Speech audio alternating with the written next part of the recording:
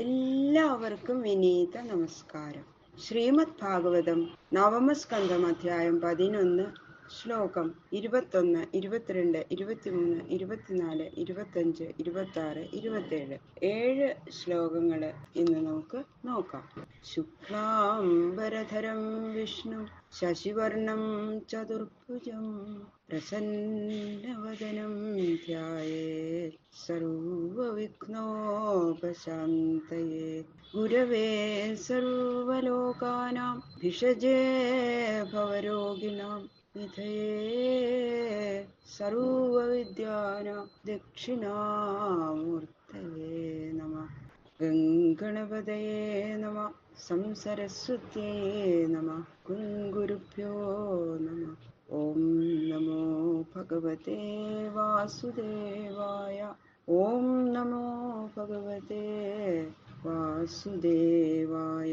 യസ്യാമലം നൃപസദസ്സു യശോധുനാപി ഗായന്ത്യഖഗ്നമൃഷയോ ദിഗിഭേന്ദ്രപട്ടം തം നാഗപാലവസുപാലകിരീടജുഷ്ടപാദാംബുജം രഘുപതിം ശരണം പ്രപദ്യേ. ദിഗിഭേന്ദ്രപട്ടം ദിഗ്ഗജങ്ങളുടെ മുഖാഭരണവും അഖഗ്നം പാപഹരവും അമലം പരിശുദ്ധവുമായ യസ്യ യശ യാതൊരുവന്റെ യശസ്സിനെ നൃപസദസ്സു രാജസഭകളിൽ ഋഷികൾ അധുനാപി ഇപ്പോഴും ഗായന്തി ഗാനം ചെയ്യുന്നു. നാഗപാല വസുപാല കിരീട ജുഷ്ടപാദാംബുജം നാഗപാലന്മാര് വസുപാലന്മാര് എന്നിവരുടെ കിരീടങ്ങളാൽ സേവിക്കപ്പെടുന്ന പാദാരവിന്ദത്തോടു കൂടിയ തം രഘുപതിം ആ രഘുപതിയെ ശരണം പ്രപദ്യേ ശരണം പ്രാപിക്കുന്നേൻ. കീർത്തിക്കുന്നവരുടെയും കേൾക്കുന്നവരുടെയും സർവപാപങ്ങളെയും നശിപ്പിക്കാൻ തക്ക വിധം എങ്ങും വ്യാപിച്ചുമിരിക്കുന്ന യാതൊരു ഭഗവാന്റെ കീർത്തിയെ ഇന്നും മാർക്കണ്ഡേയാദികളായ ഋഷികള് രാജസദസ്സുകളിൽ കീർത്തിക്കുന്നുവോ? സ്വർഗപാലകന്മാരായ ഇന്ദ്രാദികളുടെയും ശംഖം പത്മം മുതലായ നവതിഥികളുടെ അധിപനായ കുബേരൻ മുതലായവരുടെയും കിരീടങ്ങളാൽ സ്പർശിക്കപ്പെടുന്ന പാദാരവിന്ദത്തോടുകൂടിയ ആ ശ്രീരാമചന്ദ്രനെ ഞാൻ ശരണം പ്രാപിക്കുന്നു. അവരെല്ലാവരും ഭഗവാന്റെ പാദത്തിൽ അങ്ങനെ നമസ്കരിക്കുമ്പോൾ അവരുടെ കിരീടങ്ങൾ ഭഗവാന്റെ പാദത്തിൽ ഇങ്ങനെ മുട്ടില്ലേ? അതാണ് പറയുന്നത്. ആ കിരീടങ്ങളാൽ ഇവരുടെ എല്ലാം കിരീടങ്ങളാൽ സ്പർശിക്കപ്പെടുന്ന പാദാരവിന്ദത്തോടുകൂടിയ ആ ശ്രീരാമചന്ദ്രനെ ശരണം പ്രാപിക്കുന്നു.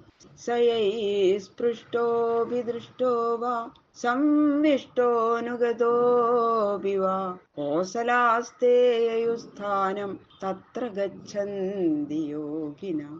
യഹി യാതൊരുത്താൽ സാ ആ ശ്രീരാമചന്ദ്രൻ സ്പൃഷ്ട സ്പർശിക്കപ്പെടുകയോ അഭിദൃഷ്ട അഭിദർശിക്കപ്പെടുകയോ സംവിഷ്ട സംവേശിക്കപ്പെടുകയോ അനുഗത അപിവ അനുഗമിക്കപ്പെടുകയോ ചെയ്തുവോ കോസല ആ അയോധ്യവാസികൾ യോഗിന യോഗികൾ എത്ര ഗച്ഛന്തി യാതൊന്നിൽ ഗമിക്കുന്നുവോ തത് സ്ഥാനം യയു ആ സ്ഥാനത്തെ യാനം ചെയ്തു. അയോധ്യവാസികളിലെ ഏതേതു ജനങ്ങൾ ശ്രീരാമചന്ദ്രനെ സ്നേഹപൂർവ്വം സ്പർശിക്കുകയോ കാണുകയോ ഒരുമിച്ച് വസിക്കുകയോ പിന്നാലെ നടക്കുകയോ ചെയ്തിട്ടുണ്ടോ അവരെല്ലാവരും യോഗികൾ പ്രവേശിക്കുന്ന പുനരാവൃത്തിരഹിതമായ ആ സ്ഥാനത്തെ പ്രാപിച്ചു. എന്ന് വെച്ചാലോ അവർക്ക് എല്ലാവർക്കും ഭഗവാനെ ആരെങ്കിലും ഒരു പ്രാവശ്യമെങ്കിലും കണ്ടിട്ടുണ്ടോ? ഒന്ന് സ്പർശിച്ചിട്ടുണ്ടോ? ഒരുമിച്ച് താമസിക്കണ്ടോ? എല്ലാവർക്കും മുക്തി തന്നെ. പിന്നെ ഒരു ജന്മം അവർക്കില്ല. അതാണ് പുനരാവൃത്തി രഹിതമായ ഒരു ജന്മമില്ലാത്ത സ്ഥാനത്ത് അവരെത്തിക്കഴിഞ്ഞു. ഇത്രയും മഹാത്മ്യമാണ് പുരുഷോത്തമനായ ശ്രീരാമചന്ദ്രൻ. പുരുഷോ രാമചരിതം ശ്രവണേ ഉപധാരയൻ ആനൃശിംസ്യവരോ രാജൻ കർമ്മബന്ധേർവിമുച്യതേ. ശ്രവണങ്ങൾ കൊണ്ട് രാമചരിതത്തെ ഉപധാരയൻ വേണ്ടതുപോലെ ധരിക്കുന്നവനും ആനൃശംസ്യത്തിൽ താല്പര്യമുള്ളവനുമായ പുരുഷ മനുഷ്യൻ കർമ്മബന്ധങ്ങളാൽ വിമോചിക്കപ്പെടുന്നു. പരപീഡകളൊന്നും ചെയ്യാതെ ആരെയും ഉപദ്രവിക്കാതെ ക്രൂരപ്രവൃത്തികളൊന്നും ചെയ്യാതെ ആ ധർമ്മത്തിൽ സഞ്ചരിച്ചു കൊണ്ടിരിക്കുന്ന ഒരു പുരുഷൻ ശ്രീരാമചരിത്രത്തെ നിരന്തരം ശ്രവിക്കുന്നവനായിരുന്നാൽ പിന്നെ ആ ജനന മരണങ്ങളൊന്നും അദ്ദേഹത്തെ ബാധിക്കില്ല. ആ പുണ്യപാപ കർമ്മങ്ങളിൽ നിന്നെല്ലാം മുക്തനായിട്ട് വരും. അങ്ങനെയുള്ള ഒരു മനുഷ്യൻ എന്ന് പറയുന്നു. അത്രയും മഹാത്മ്യമുണ്ട് ശ്രീരാമചന്ദ്രന്റെ നാമത്തിന്. ഹേ രാജൻ, അപ്പൊ പരീക്ഷിത് മഹാരാജാവിനോട് പറയാണ് ശ്രീ ശുകബ്രഹ്മർഷി, അവിടുന്ന് എത്രയോ പ്രാവശ്യം രാമചരിതം കേട്ടിരിക്കുന്നു, പലതവണയും രാമചരിതം ശ്രവിച്ചിരിക്കുന്ന അങ്ങ് പരമധന്യനാണ്. അതാ രാജാവ് അതിന് മറുപടി പറയുന്നു.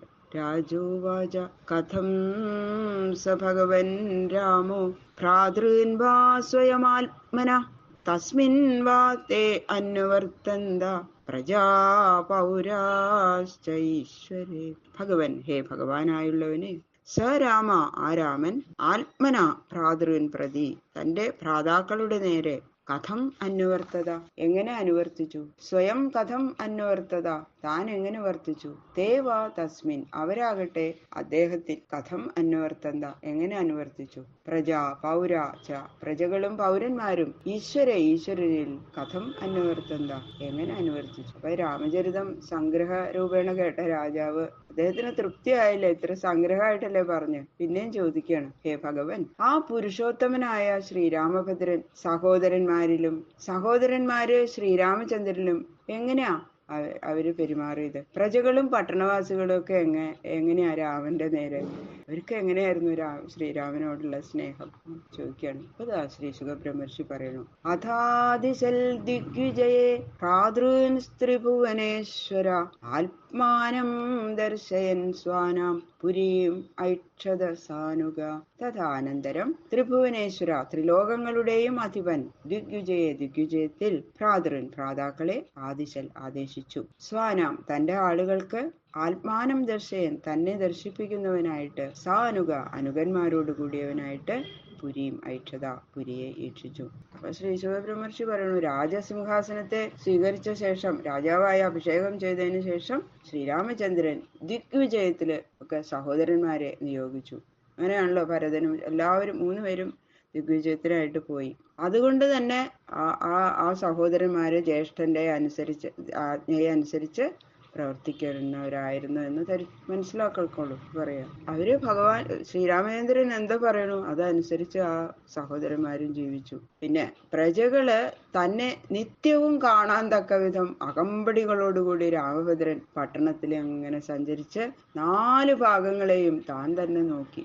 എല്ലാ ദിവസവും പ്രജകളെ കാണാനായിട്ട് അദ്ദേഹം അങ്ങനെ നടക്കും, സഞ്ചരിക്കും എന്ന്. അപ്പൊ അങ്ങനെ നേരിട്ട് അവിടെ വസിക്കുന്നവരുടെ സുഖദുഃഖാദ്യ അവസ്ഥകളൊക്കെ നേരിട്ട് കണ്ടറിഞ്ഞുകൊണ്ടേയിരുന്നു ഭഗവാൻ. ആസിക്തമാർഗാം ഗന്ധോദൈ കരിണാം മദശീകരൈഃ സ്വാമിനം പ്രാപ്തമാലോക്യ മത്താം വാ സുതരാമിവ. ഗന്ധോദൈ, ഗന്ധജലങ്ങൾ കൊണ്ടും, കരിണാം, ആനകളുടെ, മദശീകരൈ, മദജലങ്ങൾ കൊണ്ടും, ആസിക്തമാർഗം, ആസേചനം ചെയ്യപ്പെട്ട മാർഗങ്ങളോടുകൂടിയും, പ്രാപ്തം സ്വാമിനം ആലോക്യ, പ്രാപിച്ചിരിക്കുന്ന സ്വാമിയെ ആലോകനം ചെയ്തിട്ട്, സുതരാം, ഏറ്റവും മത്താമിവ, മതിച്ചതോ എന്ന് തോറുമാറായിരിക്കുന്നു. അപ്പൊ ഇവരെ ജനങ്ങൾക്കൊക്കെ ഇങ്ങനെ, പ്രജകൾക്ക് രാമചന്ദ്രസ്വാമി ഇങ്ങനെ വരുമ്പോ അവരുടെ ഒരു സന്തോഷം. പ്രാസാദ ഗോപുര സഭാ ദേവഗൃഹാദിഷു വിന്യസ്തകേമ കലശൈ പതാകാഭിശ്ച മണ്ഡിതാം.